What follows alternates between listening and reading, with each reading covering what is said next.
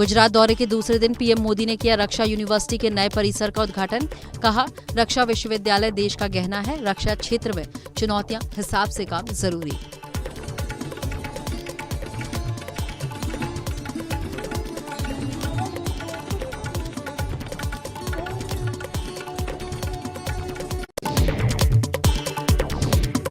गुजरात के गांधीनगर में पीएम मोदी ने किया भव्य रोड शो। मोदी के स्वागत में उमड़ा जनसैलाब। कल अहमदाबाद में किया था रोड शो।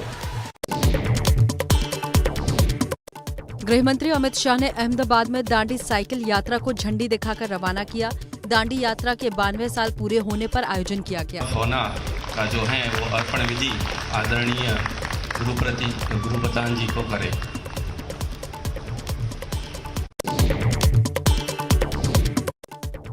पंजाब के भावी सीएम भगवंत मान ने की राज्यपाल बनवारी लाल पुरोहित से मुलाकात। सरकार बनाने का दावा पेश किया। 16 मार्च को दोपहर 12:30 बजे शपथ लेंगे भगवंत मान। राजभवन की जगह भगत सिंह के गांव खटकर कला में लेंगे शपथ। भगत सिंह के सपनों की आजादी को घर घर पहुंचाने का संकल्प भी लेंगे।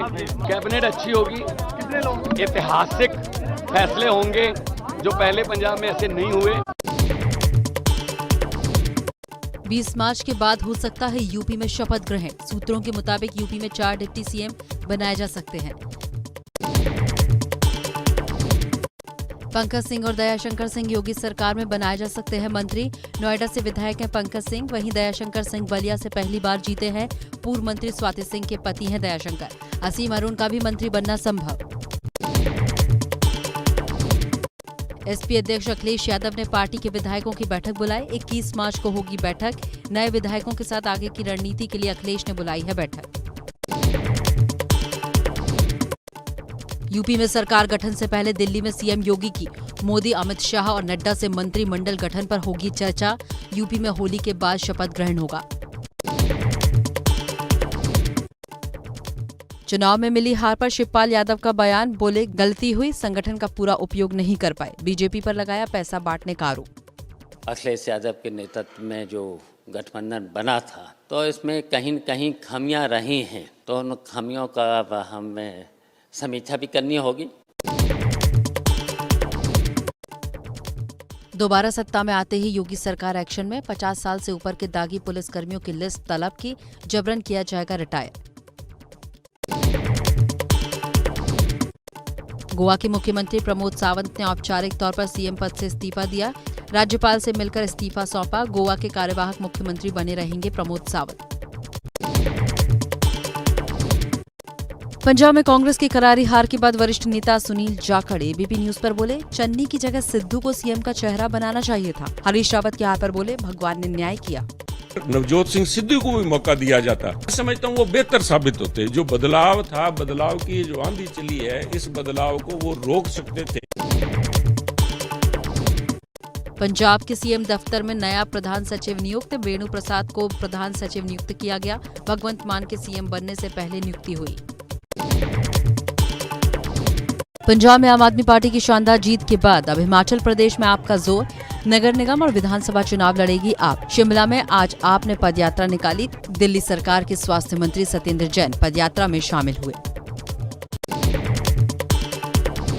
पंजाब में आम आदमी पार्टी की शानदार जीत के बाद अब हिमाचल प्रदेश में आपका जोर। नगर निगम और विधानसभा चुनाव लड़ेगी आप। शिमला में आज आपने पदयात्रा निकाली। दिल्ली सरकार के स्वास्थ्य मंत्री सत्येंद्र जैन पदयात्रा में शामिल हुए। योगी सरकार गन्ना किसानों के भुगतान को लेकर भी बड़ा फैसला ले सकती है। गन्ना किसानों को भुगतान में अगर 14 दिन से ज्यादा का वक्त लगता है तो ब्याज देने के फैसले पर भी मुहर लगाई जा सकती है। ईपीएफ की ब्याज दर घटी। 2021-22 के लिए ईपीएफ की ब्याज दर घटाकर 8.1% कर दी गई है। 2020-21 में ये दर 8.5 थी। करीब 5 करोड़ लोग ईपीएफओ के सदस्य हैं।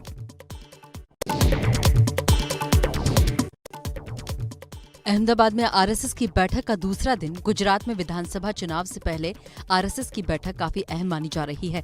बैठक में 1200 से ज्यादा प्रतिनिधि हिस्सा ले रहे हैं। अगले 5 साल में 1.5 लाख युवाओं को आरएसएस से जोड़ने का लक्ष्य। समाजवादी पार्टी की हार पर बोले एसबीएसपी अध्यक्ष ओम प्रकाश राजभर, जनता को नहीं समझा पाए असली मुद्दे, फ्री राशन पर जनता ने कर लिया विश्वास। देखिए, जिन मुद्दों को लेकर हम लोग जनता के बीच में गए, या तो हम समझाने में फेल हैं या वो समझने में फेल हैं। उत्तराखंड में योगी आदित्यनाथ की जीत के बाद उनके गांव में जश्न, योगी की बहन शशि पयाल के कोठार गांव में खुशी का माहौल। हरियाणा के सीएम मनोहर लाल खट्टर के करनाल के प्रेमनगर इलाके में बने घर पर अज्ञात युवकों ने किया पथराव, पुलिस कर रही है जांच। हाँ जी, हमने सीसीटीवी फुटेज देखी है, उसमें 7 आदमी दिखे हैं हमें, हम कार्रवाई कर रहे हैं। ओडिशा के बानपुर में विधायक की गाड़ी ग्रामीणों पर चढ़ी, हादसे में 15 लोग गंभीर रूप से घायल, गुस्साए ग्रामीणों ने विधायक की गाड़ी पर बोला हमला, 7 पुलिसकर्मी भी घायल। जम्मू कश्मीर के 3 इलाकों पुलवामा, गांदरबल और हंदवाड़ा में कल से चल रहे ऑपरेशन में 4 आतंकी मारे गए हैं। मारे गए आतंकियों में जैश ए मोहम्मद के पाकिस्तानी कमांडर समेत 2 आतंकी ढेर, लश्कर के भी 2 आतंकी ढेर और 1 आतंकी को जिंदा भी पकड़ा गया है। दिल्ली के गोकुलपुरी इलाके में बीती रात झुग्गियों में लगी भयंकर आग, हादसे में 7 लोगों की गई जान, 5 एक ही परिवार के हैं। परिवार के बचे 2 सदस्य भी घायल हैं। सीएम केजरीवाल ने घटना पर जताया दुख। दोनों चले गए दीदी, गाड़ी वाले आ जाते, हमारे बच्चे बच जाते। इधर से आगे अंदर थे सर जी, सो रहे हम, और सोने के टाइम में आग लगी, बच्चे निकाल पाए। गोकुलपुरी हादसे के पीड़ितों से मिले मुख्यमंत्री केजरीवाल, पीड़ितों के लिए किया मुआवजे का ऐलान। हर बड़े आदमी की मौत पर 10 लाख, बच्चों की मौत पर 5 लाख और जिनकी झुग्गियां जली उन्हें 25,000 रुपए का मुआवजा मिलेगा। हर बड़े आदमी की मौत पे 10-10 लाख रुपए, हर बच्चे की मौत पे 5-5 लाख रुपए और जिनकी झुग्गियां जली है, हर झुग्गी जलने वाले को 25-25 हजार रुपए मुआवजा दिया जाएगा। रूस और यूक्रेन के बीच युद्ध 17वें दिन भी जारी, कीव के और करीब पहुंची रूसी सेना, रूस के हमले में स्कूल, अस्पताल और मकान तबाह।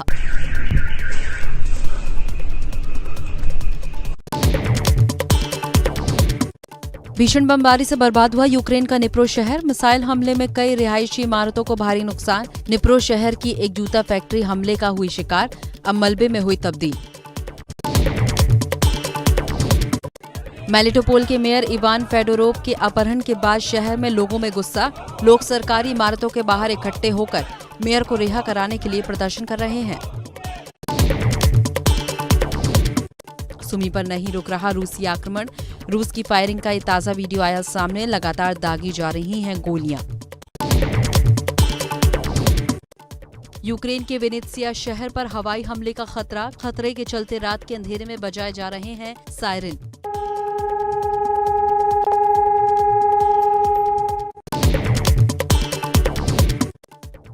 रूसी टैंक कभी भी कीव में दाखिल हो सकते हैं, रूसी टैंक और बख्तरबंद गाड़ियां कीव के और करीब पहुंच गए हैं।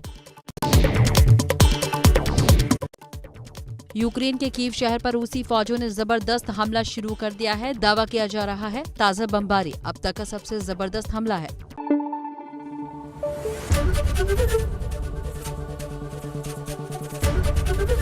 एबीपी न्यूज आपको रखे आगे।